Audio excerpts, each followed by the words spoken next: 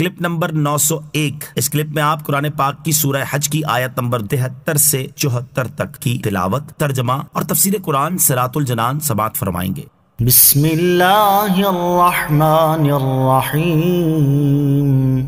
ترجمہ: اللہ کے نام سے شروع جو نہایت مہربان رحمت والا ہے۔ یا ایہا الناس ضرب مثل فاستمعوا لہ ان الذین تدعون من دون اللہ لن یخلقوا ذبابا ولو اجتمعوا لہ وَإِن يَسْلُبْهُمُ الذُّبَابُ شَيْئًا لَا يَسْتَنقِذُوهُ مِنْهُ ضَعُفَ الطَّالِبُ وَالْمَطْلُوبُ مَا قَدَرُوا اللَّهَ حَقَّ قَدْرِهِ إِنَّ اللَّهَ لَقَوِيٌّ عَزِيزٌ۔ ترجمہ: اے لوگو، ایک مثال بیان کی گئی ہے تو اسے کان لگا کر سنو۔ بے شک اللہ کے سوا جن کی تم عبادت کرتے ہو وہ ہرگز ایک مکھی بھی پیدا نہیں کر سکیں گے، اگرچہ سب اس کے لیے جمع ہو جائیں، اور اگر مکھی ان سے کچھ چھین کر لے جائے تو اس سے چھڑا نہ سکیں گے۔ کتنا کمزور ہے چاہنے والا اور وہ جسے چاہا گیا۔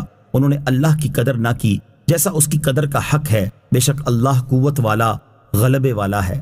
یا ایھا الناس ضرب مثل، اے لوگو، ایک مثال بیان کی گئی ہے۔ گزشتہ آیات میں بیان کیا گیا کہ بتوں کی عبادت کرنے پر مشرکین کے پاس کوئی عقلی اور نقلی دلیل نہیں ہے، بلکہ یہ محض جہالت اور بے وقوفی کی وجہ سے ایسا کر رہے ہیں۔ اور اس آیت میں ایک مثال کے ذریعے بتوں کی عبادت کا باطل ہونا بیان کیا جا رہا ہے۔ چنانچہ ارشاد فرمایا کہ اے لوگو، ایک مثال بیان کی گئی ہے تو اسے کان لگا کر سنو اور اس پہ خوب غور کرو۔ وہ مثال یہ ہے کہ اللہ تعالیٰ کی عبادت کرنے کی بجائے جن بتوں کی تم عبادت کرتے ہو ان کے عاجز اور بے قدرت ہونے کا یہ حال ہے کہ وہ ہرگز ایک انتہائی چھوٹی سی چیز مکھی بھی پیدا نہیں کر سکیں گے۔ اگرچہ سب مکھی پیدا کرنے کے لیے جمع ہو جائیں تو عقل مند انسان کو یہ زیبا کب دیتا ہے کہ وہ ایسے عاجز اور بے قدرت کو معبود ٹھہرائے۔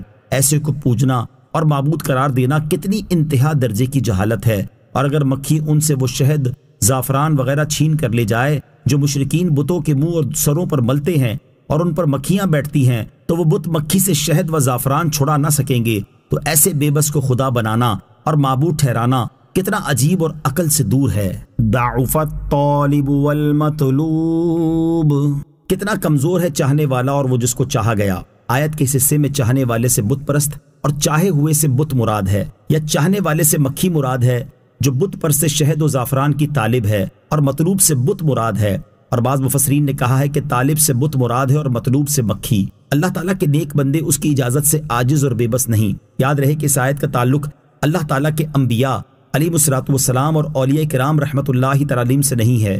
یہ عاجز اور بے بس نہیں، بلکہ یہ اللہ تعالیٰ کی دی ہوئی اجازت اور قدرت سے مخلوق کو نفع پہنچانے اور ان سے نقصان دور کرنے کا اختیار رکھتے ہیں، حتیٰ کہ ان میں سے بعض کو مردوں کو زندہ کرنے کی قدرت بھی عطا ہوتی ہے، جیسا کہ حضرت عیسیٰ علیہ الصلوۃ والسلام کا یہ فرمان خود قرآن پاک میں موجود ہے کہ انی اخلق لکم من الطین کہیئۃ الطیر فانفخ فیہ فیکون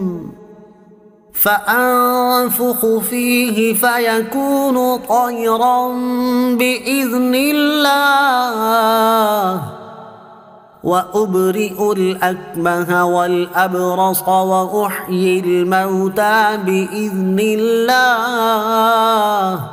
ترجمہ: میں تمہارے لیے مٹی سے پرندے جیسی ایک شکل بناتا ہوں، پھر اس پہ پھونک ماروں گا تو وہ اللہ کے حکم سے فوراً پرندہ بن جائے گی، اور میں پیدائشی اندھوں کو اور کوڑ کے مریضوں کو شفا دیتا ہوں، اور میں اللہ کے حکم سے مردوں کو زندہ کرتا ہوں۔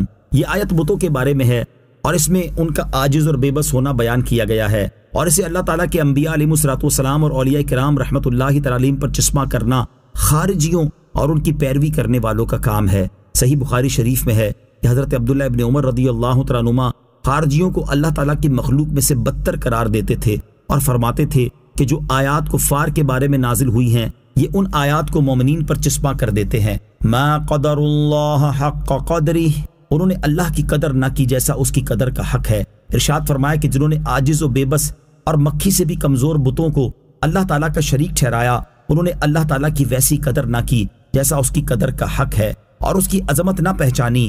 حقیقی معبود وہی ہے جو کامل قدرت رکھے، اور بے شک اللہ تعالیٰ قوت والا اور غلبے والا